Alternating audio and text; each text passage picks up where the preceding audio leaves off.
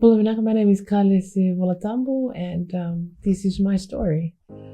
I was born in the 70s, eldest of three, all girls.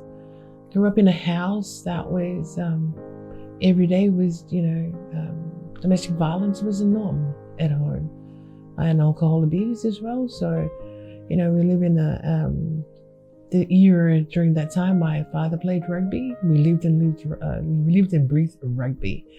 We literally never, church or religion wasn't of some importance at home. Not at all. Mom worked all the time, so dad was preoccupied with his rugby, but then he was never home. We live up on the hill, and if a taxi pulls up in the afternoon, especially on the weekend or whatever it may be, if he stepped out, it was going to be a good night. But if he fell out of the taxi, we had to run and hide that night because home became a war zone. During his days with rugby, he would play, and then he'd leave home on a Saturday.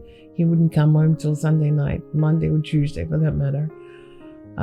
Alcohol just became his world. He became the absent father, parent. Like I said, if he stepped out of the taxi and he was standing up, it was going to be a good night. But if he fell out, we had to run and hide that night. Domestic violence and alcohol abuse became normal for me at such an early age. Planted the seed of every failed relationship that I had for the very longest time, because I just assumed the partners would be just like him. But when I was 13, mom and dad sent me to Australia. I was only 13. My education finished here in Fiji.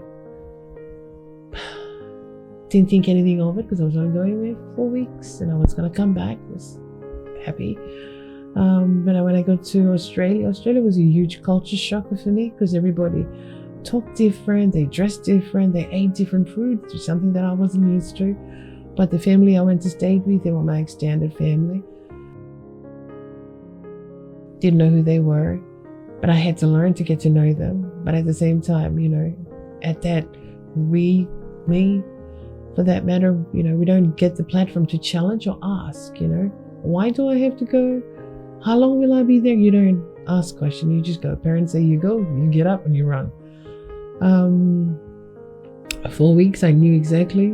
I was only going for 4 weeks. I rang mom, can I come home? Mom said no. My whole life changed. Something that prepares you as a child, as a 13-year-old in a foreign country. When you're 13, the one thing that you need the most is your mom or your dad. And when mom said no, it was like a nail in the coffin. My whole life changed. Those family that I lived with, the house became cold. They would scream if I was in the fridge or in the cupboard. Somebody dolo, you're gonna call what? Somebody dolo in the fridge. Get out of there. Those became curses. They became, planted the seed of, I don't feel safe here. I don't feel wanted here. So I started doing couch surfing. Just whoever would open their door, just went from one house to the next house, whatever it may be, and then turned into the streets. Lived in streets of Sydney for 3 years with young people just like me. They were kicked out, abandoned, unloved. Nobody wanted them. They became my family. But when on the streets, you do certain things. Marijuana did absolutely nothing for me. Crystal meth became my security, my parent, my lover, my everything. I needed the most hardest drug to numb the pain I was going through, to fill the void of unloved, unwanted, rejected, abandoned. Yeah. But obviously when I was on that drug, I was making very poor decisions. I placed myself in risky places, lost a lot of my friends.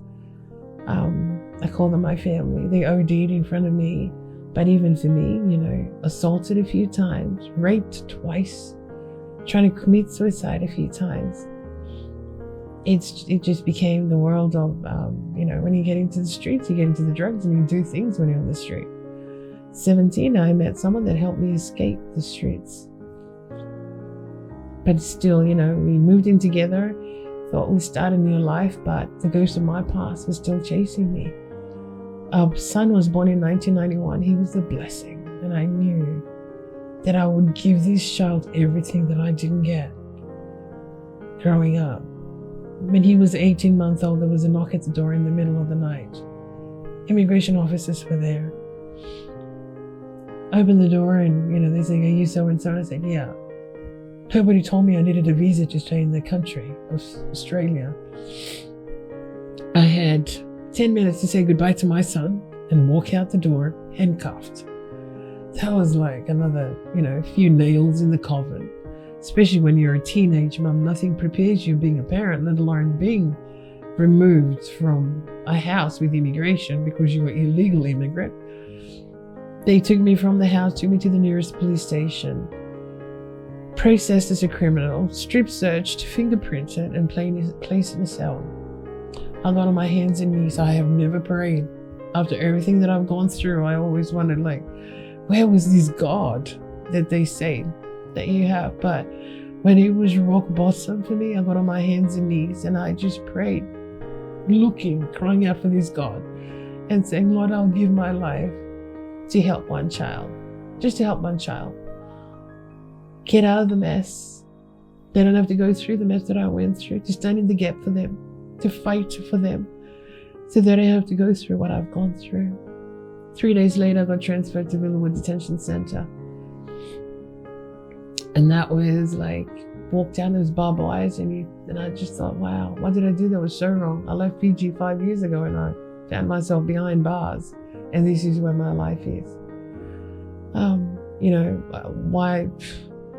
Why am I unloved, unwanted? Nobody wants me, nobody cares for me. All those different questions. But, being in detention center, being an illegal immigrant, labeled as an alien, because you don't belong to a country, you belong anywhere. Stayed there for a few weeks. Then, the family, the father of my children, they fought for me. Got released into the community and, 6 months later, got the best news. My permanent residency came through. And I thought, wow, how did you, immigration, how did you even find me? To cut the story short, it was just one of my family that reported me to immigration in Australia. What I found in the end, it's a lot of our own, especially as Fijians, we tend to dob each other in when we're not happy.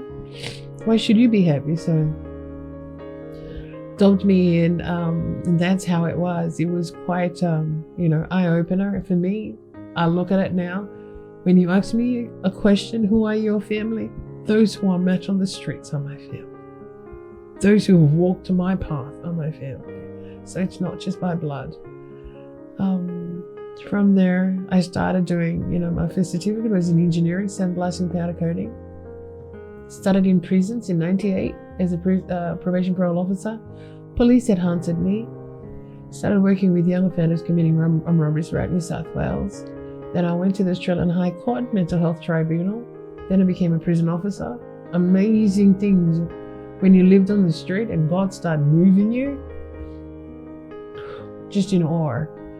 Prison officer, then I went to a prison remand center in charge of education and program. The last thing before I came back was working in a drug and alcohol rehab. As I look back with all the trauma that I went through, God was literally preparing me all through those storms because He knew He had a plan for me and I didn't know. I tried to bargain with God that I, give my life for one child, but God said, "Lewa, not just one child, you're going to help me. You're going to come back and help your whole country." So I come back and here I am. 2019 when I arrived, and I knew then I was fighting a Goliath. But God kept saying, telling me, "I have never left your side. Even when you were on the street, I was there with you. Even when you were in that cell, I was with you. When you were in detention, I was with you.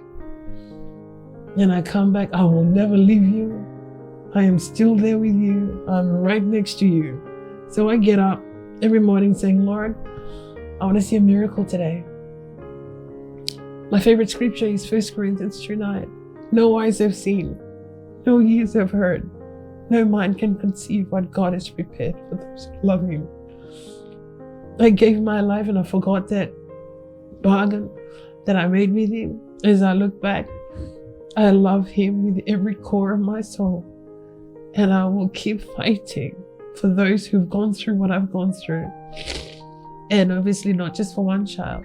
He was preparing me to come back and help fight for Fiji and fight against this drug crisis that we have.